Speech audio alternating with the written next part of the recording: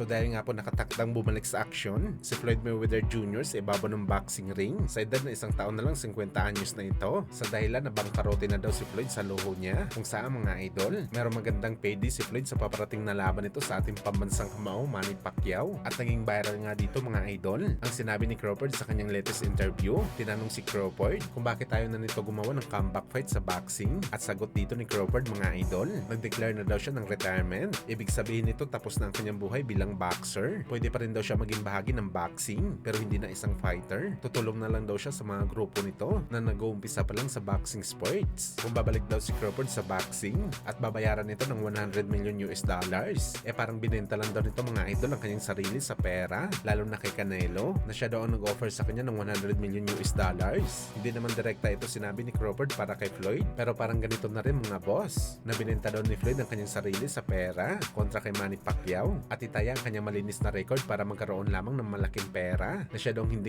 mangyayari kay Crawford dahil hindi naman daw siya maluho kagaya ni Floyd. Samantala speaking kay Manny Pacquiao mga idol, matapos nga po nito binili ang boxing gym ni Mayweather sa LA, napaplex naman po si Pacman mga idol sa bago nitong binili na relos, kung saan mga idol nagkakalaga ang Rolex na binili ni Pacman ng kulang-kulang 17 million pesos. At bukod dito mga boss, binigyan din ng papuri ang ating pambansang kamao sa Madison Square Garden sa laro ng New York Knicks. Isang mainit talaga ang pag-welcome kay Pacman bilang nag-iisang 8th division champion sa boxing sports. Syempre mga idol, hindi talaga nagpapahuli ang mga sikat para i-meet si Pacman, lalo na ang kapwa nito Pinoy na si Jordan Clarkson. Makailang beses na pumunta si Pacman sa mga iba't ibang laro sa Amerika at hindi tayo magugulat mga idol na merong niluluto talaga na kung ano si Pacman dito. Pwede din na pinopromote din ni Pacman ang paparating nito na laban kontra kay Floyd.